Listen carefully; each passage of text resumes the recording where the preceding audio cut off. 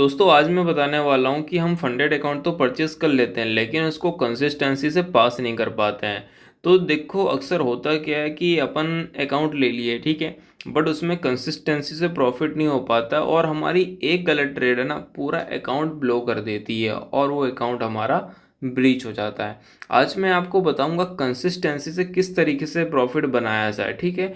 कुछ टिप्स और पॉइंट बताऊंगा जिसको है ना आप नोट कर सकती हो। ये मेरा पर्सनल एक्सपीरियंस है। यहाँ पर सबसे पहला जो टॉपिक रहने वाला है हमारा वो रहने वाला है यहाँ पे रिस्क मैनेजमेंट। ठीक है, रिस्क को किस तरीके से मैनेज किया जाए। सपोज मान लेते हैं जैसे कि आपका $5K का यहाँ पे एक अकाउंट है, ठीक है। अब उसमें आपको ये रूल्स हमेशा याद रखना है कि 2 ट्रेड लेनी है हमें पर डे। पर डे में मतलब 2 ट्रेड से ज़्यादा लेनी नहीं है, ठीक है। आपका पर ट्रेड जो रिस्क रहने वाला है यहाँ पे वो $20 से $30 रहेगा, ठीक है। इससे ज़्यादा यहाँ पे हमें रिस्क करना नहीं है, $20 से $30 से ज़्यादा। जैसे कि अगर आपका एक ट्रेड में लॉस हो गया है, ठीक है, सपोज समझ लेते हैं $30 का, तो हमें दूसरी जो ट्रेड लेनी है उसमें हमें 1:2 का प्रॉफिट रेशियो करना है, ठीक है। जैसे कि हमारा लॉस हुआ $30 का, तो हमें चाहिए $60 का प्रॉफिट यहाँ पे उसके अगेंस्ट में यहाँ पे, ठीक है। इससे हमें कम यहाँ पर प्रॉफिट लेना नहीं है बिल्कुल भी।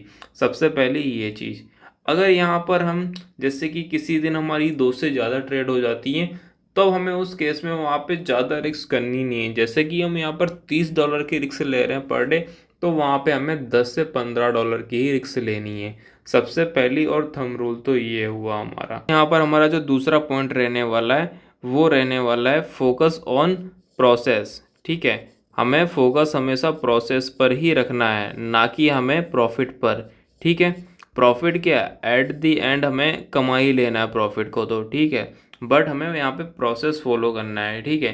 Keep a trading journal, review your trades. हर एक ट्रेड का एग्जाम्पल आपको, जैसे कि हर एक ट्रेड का आपको यहाँ पर एग्जाम हर एक ट्रेड का आपको यहाँ पर जर्नल मेंटेन करना पड़ेगा। आपको लिखना पड़ेगा कि आपकी एंट्री कहाँ हुई थी पर्टिकुलर ट्रेड में, ठीक है। स्टॉप लॉसेस वहाँ पे क्या लगे थे हमारे, और स्टॉप लॉस लगा तो आखिर किन गलतियों की वजह से हमने यहाँ पे लॉस लेना पड़ा।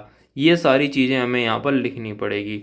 और यहाँ पे आता है मेन चीज़ आती है इमोशन, कि इमोशन को कैसे कंट्रोल करना है, ठीक है। ये सारी चीज़ें रखनी है कि उस टाइम पर हमारा ये इमोशन क्या कर रहा था।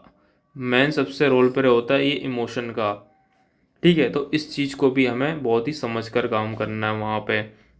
अब जो यहाँ पर हमारा तीसरा पॉइंट आता है वो आता है स्टिक टू वन स्ट्रेटजी, ठीक है। हमें यहाँ पर हमेशा एक ही स्ट्रेटजी पर स्टिक्ट रहना है, ठीक है।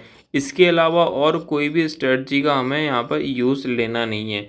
जैसे कि आपकी कोई भी स्ट्रेटजी है, जैसे कि सपोज समझ लो 10-20 EMA क्रॉस ओवर है, ठीक है, या फिर आपका कोई बॉलिंगर बैंड है या फिर मैग्ड है यहाँ पे, तो जो भी हो, या फिर SMC है यहाँ पे, या फिर किसी का ICT है, तो जो भी अपना बंदा जिस स्ट्रेटजी पर काम कर रहा है तो उसी पर स्टिक रहना है। ये नहीं कि कभी फिबोनाची पर शिफ्ट हो गए, कभी किसी और पर शिफ्ट हो गए। आपको एक ही स्ट्रेटजी को कंसिस्टेंसी बनाए रखनी है, तो आपको एट द एंड रिजल्ट बिल्कुल निकल के आएगा उस चीज़ का। अब जो यहाँ पर हमारा चौथा पॉइंट रहने वाला है वो यहाँ पर रहने वाला है ट्रेड फेवर बेटर सेटअप्स, ठीक है। हमें हमेशा है ना बेटर, जो एकदम बेटर और हाई एक्यूरेसी वाला सेटअप दिखे, ठीक है, हाई एक्यूरेसी वाला सेटअप दिखे, उसी सेटअप पर हमें है ना ट्रेड लेनी है। ऐसा रैंडम ट्रेड है ना मारेंगे ना तो कोई मतलब नहीं है हमारा फंडेड अकाउंट परचेस करने का, ठीक है। ये फंडेड अकाउंट है ही इसलिए क्योंकि यहाँ पर आपको लेवल्स दिए जाते हैं, रूल्स दिए जाते हैं कि आप एक डिसिप्लिन ट्रेडर हो, इमोशनलेस ट्रेडर हो, आपकी साइकोलॉजी अच्छी है, जो आप है ना यहाँ पर हाई एक्यूरेसी लेकर है ना कि यहाँ पर अपना अकाउंट पास कर लेते हो, ठीक है। तो ये सारी चीज़ें भी आपको देखनी है। आपका जितना हाई एक्यूरेसी सेटअप रहेगा, हाई कंफर्मेशन सेटअप रहेगा, ट्रेड रहेगी, तो आपके वहाँ पे विनिंग के चांस ज़्यादा हैं और लूजिंग के बहुत ही कम है इस केस में। और यहाँ पर आपकी जो पांचवी मोस्ट इम्पॉर्टेंट चीज़ है वो है साइकोलॉजी और डिसिप्लिन। ठीक है, यहाँ पर। ठीक है, अब आपको यहाँ पर सबसे पहले पेशेंस रखना है। ठीक है, जैसे कि आपकी कोई भी ट्रेड बन रही है तो उसमें पेशेंस रखो, वेट करो, उसकी कंफर्मेशन होने दो, इसके बाद आप ऑर्डर एग्जीक्यूट करो अपनी। ठीक है, और कोई भी ट्रेड जब अपनी बन रही है तो उसमें फोमो नहीं करना है। ठीक है, प्रॉपर उसको बनने देना है हमेशा।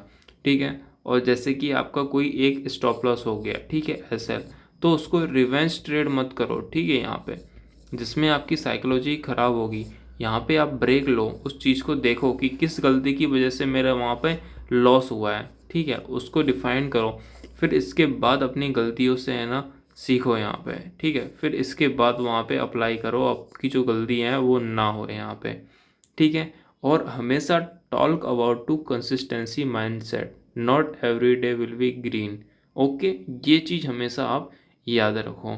और मैं जाते जाते आपको बोनस टिप जरूर देना चाहूँगा, record screen and review weekly हमेशा। ठीक है, set max loss limit in advance, और थर्ड मोस्ट इम्पॉर्टेंट चीज़, trade only your high probability hours और सेटअप्स, जैसे कि लंदन सेशन में आप ट्रेड कर सकते हो, न्यूयॉर्क सेशन में आप ट्रेड कर सकते हो।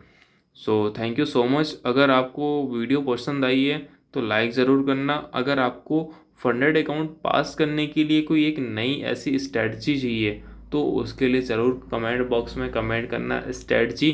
तो मेरी जो नेक्स्ट वीडियो आएगी तो मैं स्ट्रेटजी के ऊपर ही बना दूंगा।